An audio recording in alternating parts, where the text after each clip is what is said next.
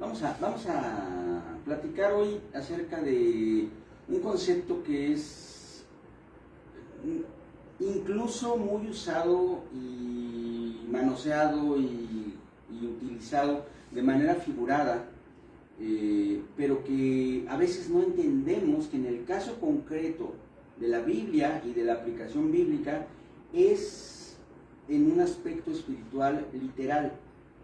Y me refiero al concepto de un solo cuerpo, hablando de la iglesia y curiosamente en el símil que se establece también en el matrimonio. Fíjese, la Biblia nos habla, vamos a empezar por el matrimonio. La Biblia nos habla de un misterio profundísimo en el libro de Génesis, cuando fue creado el hombre. Nosotros encontramos una serie de afirmaciones de Dios acerca del hombre como especie, del hombre como un conjunto, como un todo, porque dice que Dios creó al hombre a su imagen y semejanza.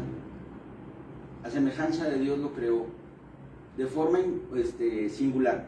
Y esto me tomé el trabajo de comprobar cómo estaba escrito en el hebreo original, y efectivamente las expresiones que hablan del hombre durante el proceso o durante el versículo en el que el Señor habla de esto, si no recuerdo mal es el verso 21 del capítulo 1, pero si me equivoco, de todos modos por ahí está. Dice, y creó Dios al hombre a su imagen y semejanza, a semejanza de Dios lo creó. Y luego, ahí mismo, dentro del mismo versículo dice, varón y hembra los creó. Cambiando drásticamente de una forma que parecería un error gramatical, y eso es lo interesante, cambiando del singular al plural. O sea, está hablando del hombre como especie, utilizando el español, el buen español, el español correcto, que establece el género masculino gramatical como el que abarca a todo el conjunto, masculino o femenino. Así que no dice, y lo creó y la creó, eso está mal. Dios creó al hombre a su imagen y semejanza. Y luego dice, varón y hembra los creó. Y luego viene una serie de órdenes, de instrucciones y de atributos que le expresa Dios al hombre como especie, varón y hembra, y que son cumplidos o deben ser cumplidos de acuerdo con ese versículo. Es decir, son instrucciones y son atributos y son misiones que Dios le da al ser humano, indistintamente, o no más bien indistintamente, sino conjuntamente al varón y la mujer, como un todo, como una sola cosa. Más adelante, cuando nos encontramos en el capítulo 2 de Génesis, con la institución del matrimonio, se revela el misterio de una forma más profunda, porque dice la palabra de Dios que cuando el varón y la mujer se unen en matrimonio, son una sola carne. Y esto, nuevamente, no es figurado, es literal, y nos encontramos varias referencias, tanto en relación con la bendición, como en relación con la maldición que puede tener un hogar, cuando nos muestra la Biblia que lo que hace el varón incide directamente en la vida, en el cuerpo y en la identidad de la mujer, y lo que hace la mujer ocurre exactamente igual con el varón. Esto nos muestra que esto va más allá de un sentido figurado, es literal. Amén. Es literal. El varón y la mujer, cuando se unen en matrimonio, se vuelven uno solo en un aspecto misterioso, sobrenatural, que va más allá de lo figurado, de lo que imaginamos. Realmente se vuelven uno. Y lo que le duele al varón, lastima a la mujer. Lo que lastima a la mujer, le duele al varón. Lo que bendice a la mujer, bendice al varón, y viceversa también. Esto a nosotros nos deja ver que ahí hay algo que es mucho más grande y mucho más profundo que lo que nosotros tenemos bajo nuestro propio control. Es un aspecto inherente a nuestra creación, a la forma en la que fuimos diseñados originalmente por Dios, y que no podemos nosotros controlar. Es un hecho. El varón y la mujer, cuando se unen en el matrimonio, se convierten en uno solo. Y ese uno solo tiene una característica que es muy hermosa, la más importante a final de cuentas, porque es la única que prevalece, que es que Dios creó al hombre a su imagen y semejanza. Y cuando dice eso, no está hablando del varón, está hablando del varón y la mujer en su conjunto. El reflejo, la imagen de Dios, no la tiene el varón. Eso es un error de interpretación que se dio durante muchos siglos en la Biblia. La tienen el varón y la mujer juntos. Repito lo que dice el verso: y creó Dios al hombre a su imagen y semejanza. A imagen y semejanza de Dios lo creó, varón y hembra los creó. ¿Se da cuenta de lo que me refiero? Es una cosa preciosa y maravillosa. La identidad de Dios la refleja el matrimonio, la refleja el varón cuando está con la mujer. El varón solo, por supuesto que refleja una parte de la gloria de Dios, y la mujer sola refleja una parte de la gloria de Dios, pero la plenitud de la imagen divina se manifiesta en el matrimonio. Ahora, esta imagen es muy importante para lo que les quiero decir hoy, porque la Biblia en el Nuevo Testamento hace un símil, y ya habíamos hablado de esto. Cuando la Biblia hace un símil, aplica en todos los aspectos, no parcialmente. Hace un símil de la unión matrimonial con la unión de Cristo con su iglesia. La unión de Cristo con la iglesia se ve reflejada en el matrimonio de la misma forma en que la unión matrimonial refleja a la iglesia. Es un símil. Las dos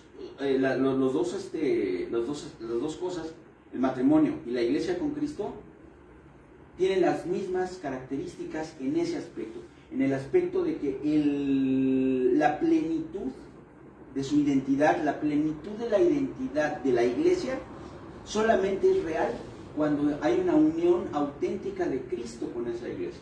Y esto nos lleva a los textos que nos hablan. No voy a estar citando los textos porque eso no es un sermón. Nos hablan de que la iglesia es un solo cuerpo. Un cuerpo, dice la palabra de Dios, del cual Cristo es la cabeza, y nosotros los miembros, los de la iglesia, somos también de manera espiritual, no figurada, es literal, pero es espiritual, los miembros de ese cuerpo. Y nuevamente, no es figurado, es literal y se comporta de manera literal, es decir, la iglesia se convierte literalmente en la presencia real de Jesucristo en esta tierra. No somos simplemente personas que proclamamos a Cristo, porque sí lo proclamamos, pero no somos solo eso. Nuestra identidad como personas juntas, no por separado, sino juntos como iglesia, es la identidad de Jesucristo. Y a final de cuentas, el fruto del Espíritu Santo del que habla la Biblia es el nacimiento y el desarrollo del temperamento de Cristo en nosotros como personas. Lo que produce el fruto del Espíritu Santo en nosotros es que seamos como Cristo. Pero no funciona de manera individual, no funciona con cada persona por separado. Cuando se refleja la identidad de Jesucristo en la iglesia es cuando estamos juntos, cuando somos iglesia, cuando trabajamos en conjunto, así como Dios lo estableció, como miembros de un solo cuerpo. Y yo quiero que usted lo vea. Yo sé que muchos de ustedes lo han visto desde su infancia en la escuela dominical, pero de verdad entender la magnitud de esto es fundamental para que entendamos cómo podemos funcionar, sobre todo en estos últimos tiempos en los que se vienen luchas, situaciones y necesidades tremendas que no van a permitir que estemos sentaditos esperando a ver quién lo hace. A cada uno de nosotros nos toca hacer la parte que Dios nos dio, y para que podamos hacerlo tenemos que entender en primer lugar esto: no podemos hacerlo solos. Mi mano se ve muy funcional, es un aparato complejísimo, es un artefacto de ingeniería increíblemente complejo, tiene una precisión milimétrica, micrométrica en sus movimientos. La fuerza con la que yo puedo tomar algo y a lo mejor cargar un peso de 100 kilos o algo así, más o menos es lo que un ser humano promedio, un varón promedio puede aguantar como máximo. Hay hombres mucho más fuertes, ¿no? Pero esos ya son levantadores de pesas, pero 100 kilos, así, la mano no se rompe, la mano no se lastima, más o menos, sin problema. Y también puedes agarrar algo increíblemente delicado, cachar una burbuja de jabón con una suavidad tremenda y que no se reviente. Así de precisa es la mano. Y sin embargo, si yo agarro una mano, la mía por ejemplo, y la corto, no va a servir absolutamente para nada. No puede hacer nada. Y esta mano sola, además, no podría, por ejemplo, construir esta guitarra. Las guitarras, bueno, probablemente hoy en día ya haya robots capaces de hacer guitarras, pero una guitarra normalmente se hace a mano. Y además la hace una sola persona. Pero necesita las dos manos. Y necesita los ojos. Y necesita el cerebro. Y necesita la voz, porque tienes que probar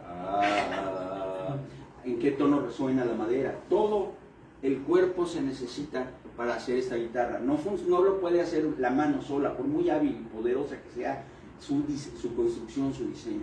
De la misma forma, la iglesia, por muy hábil, por muy capaz, por muy bendecido que pueda decirse que es un ministro, un siervo, una mujer de Dios, no va a poder hacer sola la obra de Dios, porque Dios diseñó el universo, Dios diseñó el mundo, Dios estableció desde el principio que en el día de la ascensión de Cristo Jesús quedara establecido en la tierra el cuerpo de Cristo como un conjunto de personas, como una iglesia. La palabra iglesia quiere decir eso, reunión congregada de personas que fueron llamadas desde afuera, para que entraran y formaran parte de algo. La única manera de que nosotros podamos revelar a Jesucristo es juntos. No lo podemos hacer solos. Hay muchas personas que a lo mejor con buena intención, eso solo Dios lo sabe, pero dicen, no, es que a mí mi único pastor es Cristo, y mi única guía es Cristo, y a mí el Señor es el único que me guía, y yo solamente sirvo a Dios. Bueno, Jesús no dijo eso. Jesús dijo que, fíjese la profundidad de la expresión, mi madre y mis hermanos son los que andan conmigo, los que guardan mi palabra, los que caminan a mi lado. Está hablando de familia, está hablando de algo que en el concepto judío era profundísimo y sigue siendo profundísimo. O sea, la unidad familiar en el pueblo judío es, si es posible, tanto o más fuerte que en los mexicanos. Yo sé que nos escuchan hermanos de otros países, bueno, yo no sé cómo sean otros países, pero en México la familia es algo así como lo más importante, ¿no? Bueno, pues Jesús dijo, lo más importante es la iglesia, lo más importante, somos los que somos parte del cuerpo espiritual, del cual Él es la cabeza y nosotros los órganos, los miembros. Esa es la única manera en la que podemos funcionar. Y lo que yo quiero expresarle el día de hoy es que usted hoy, precisamente, en este tiempo, en estos tiempos que corren, en los cuales, en nuestro caso, como mexicanos, por primera vez en la historia, nos estamos viendo confrontados con el contexto social y contexto legal y contexto gubernamental, confrontados en algunos aspectos de nuestra fe de una forma que pues ya es algo fuerte, ya es algo duro, complicado. Tenemos que estar unidos. Unidos no nada más como amigos, como cuates, unidos como un cuerpo. Entender que solamente juntos vamos a funcionar. Que cuando la gente llegue, se manifieste lo que dice la palabra de Dios. En esto, dice el apóstol Juan, conocerán, en esto conocerán los demás que vosotros sois mis discípulos, en que os améis los unos a los otros.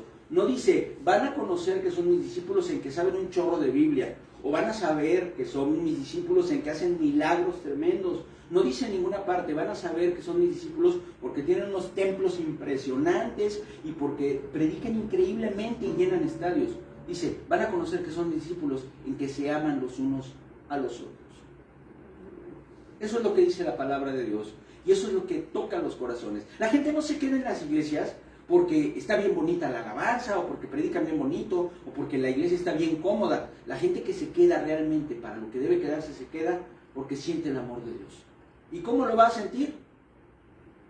A través de los hermanos, a través de una persona que te da un abrazo, una persona que te preocupa por ti, a través de alguien que te recibe con amor y te da el mejor asiento en el lugar a donde llegaste. Esa clase de detalles sencillos hacen toda la diferencia y eso es lo que hace que las iglesias se llenen de la gente correcta, de la gente que realmente va a buscar a Dios. Yo quiero que lo tome en cuenta, hermano, hermana. Tómelo en cuenta, porque eso es lo que va a transformar el entorno que nosotros tenemos. El mundo no va a mejorar, está escrito que las cosas van a ir cada vez peor. Eso no está padre y no lo digo con gusto, pero es una realidad. La Biblia dice que estamos acercándonos a tiempos de gran tribulación, pero las alas protectoras de Dios nos rodean, y para estar dentro de esa protección tenemos que ser iglesia. Amén. Tenemos que entender que somos un pueblo, que estamos juntos. Mediten en ello, piénselo profundamente y hágalo realidad en su vida.